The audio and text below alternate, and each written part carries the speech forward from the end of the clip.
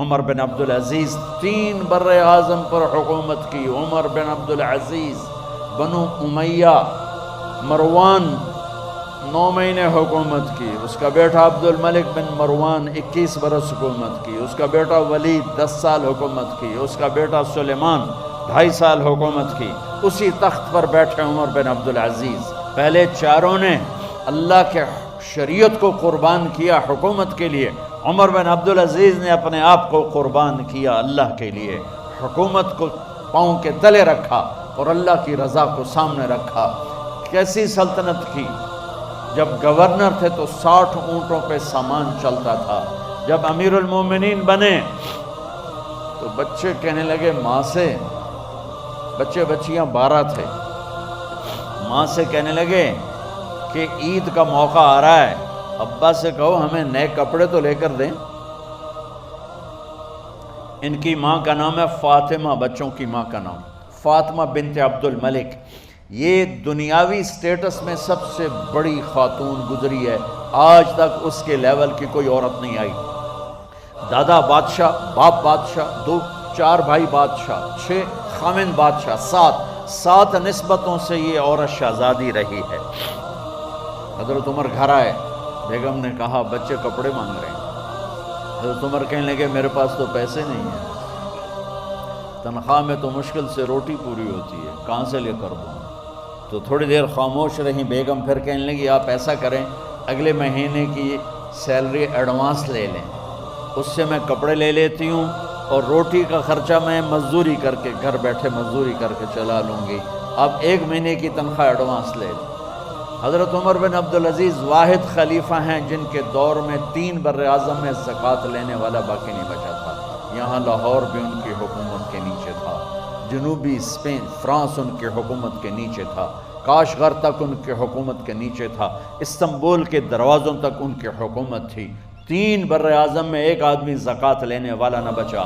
اور اپنا حال یہ ہے کہ بیگم سے کہہ رہے ہیں پیسے کوئی نہیں، کپڑے کہاں سے لے کر دوں؟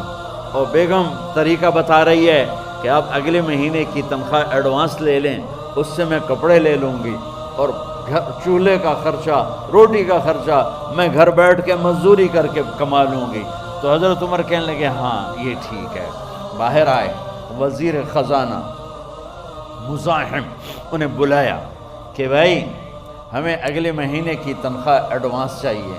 یہ تنخواہ والے لوگ بیٹھے ہوئے تنخواہیں لیتے ہیں. اس نے کاغذ قلم آگے رکھ دیا، کہا حضرت یہاں لکھ کے دے دیں آپ 1 مہینہ زندہ رہیں گے میں تنخواہ دے دیتا ہوں. اب مجھے لکھ کے دے دیں آپ 1 ماہ زندہ رہیں گے میں آپ کو تنخواہ دے دیتا ہوں. چپ کر کے اٹھے، ایک لفظ نہیں بولے، گھر گئے.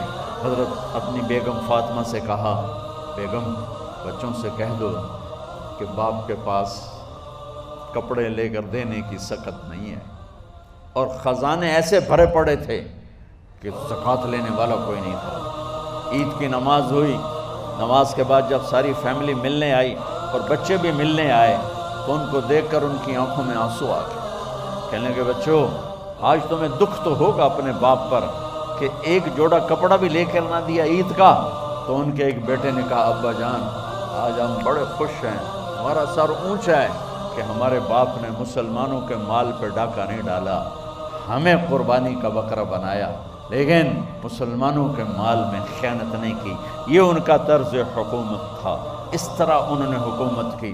گھر میں تشریف لائے تو بیٹیوں سے بات کی تو انہوں نے منہ پہ ایسے دوپٹہ رکھا ہو، منہ پہ دوپٹہ رکھ کے بات کریں. تو فرمانے لگے کپڑا تو ہٹاؤ، دوپٹہ کیوں رکھا ہوا ہے؟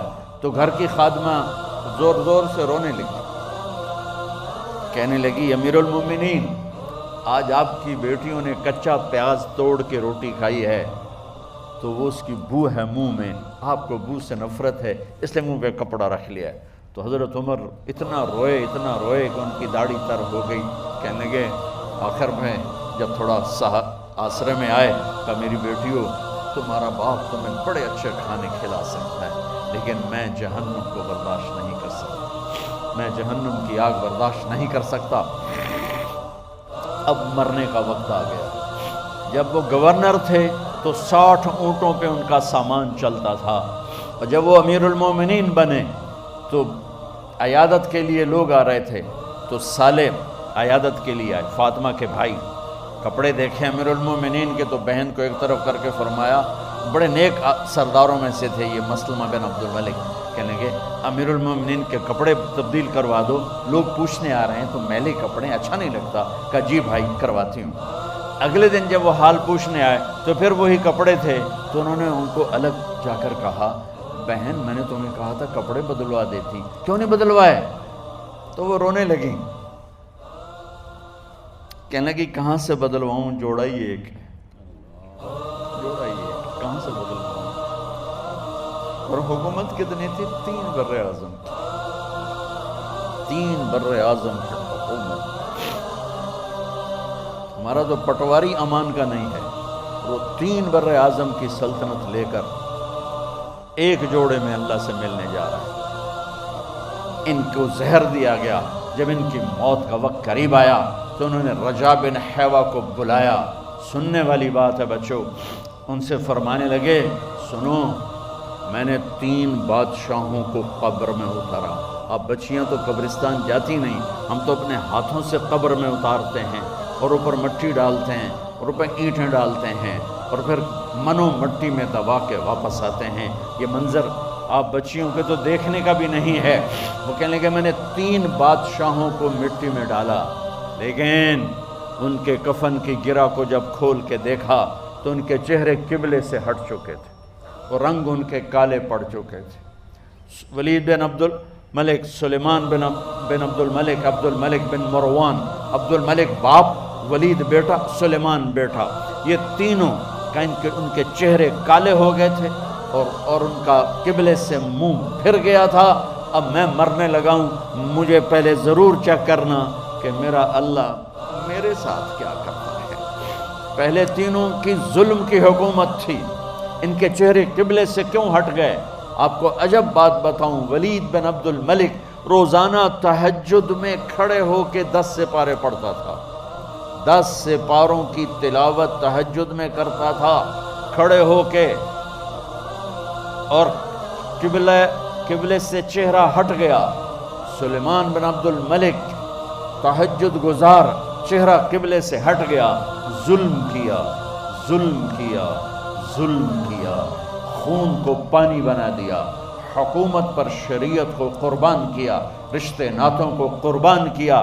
اللہ نے قبلے سے چہرے، نمازیں منہ پہ مار دی، روزے منہ پہ مار دیے، حج زکاتیں منہ پہ مار دی، تہجد ان کے منہ پہ مار دی اور ان کے چہروں کو قبلے سے ہٹا دیا اور رنگ کالے کر دیے۔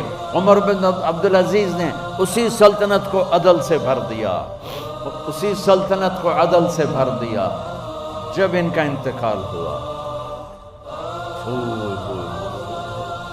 سلیمان بن عبد الملک کی ڈیڈ باڈی جب قبر کے قریب لائے اتارنے کے لیے تو ایسے ایسے ہلنے لگا، اس کا پورا جسم ہلنے لگا، تو اس کے بیٹوں نے کہا کہ ہمارے ابا زندہ ہیں، تو حضرت عمر نے فرمایا بیٹو زندہ نہیں ہیں، عذاب قبر جلدی شروع ہو گیا ہے، عجل اللہ بالعقوبہ، قبر کی پکڑ پہلے شروع ہو گئی ہے، چھپاؤ اپنے باپ کو جلدی۔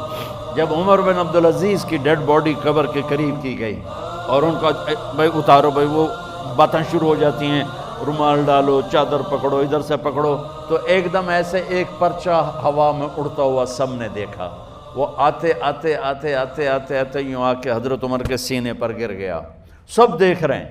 جب پرچے کو اٹھا کے دیکھا گیا تو اس پہ ایک سطر پہ لکھا تھا بسم اللہ الرحمن الرحیم، اور دوسری سطر پہ لکھا تھا براءۃ من اللہ لعمر بن عبد العزیز من النار، یہ عمر کے لیے جہنم کی آگ سے نجات کا پروانہ ہے۔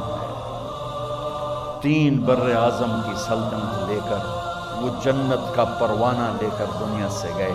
جب ان کو قبر میں اتارا گیا تو انہوں نے رجا بن حیوہ سے فرمایا تھا 3 بادشاہوں کے چہرے دیکھے قبلے سے پھر گئے، رنگ کالے پڑ گئے، مجھے تم نے دیکھنا ہے کہ کیا ہوتا ہے؟ تو رجا فرماتے ہیں جب میں قبر میں اترا اور ان کے کفن کی گرہ کو کھول کے دیکھا تو چہرہ قبلے کی طرف فکس تھا اور مجھے یوں لگا جیسے 14ویں رات کا چاند قبر میں اتر آیا۔ میرے عزیزو، طلبہ و طالبات، اللہ کو اپنی منزل بناؤ، اللہ کو اپنی منزل بناؤ، اللہ کو اپنی منزل بناؤ۔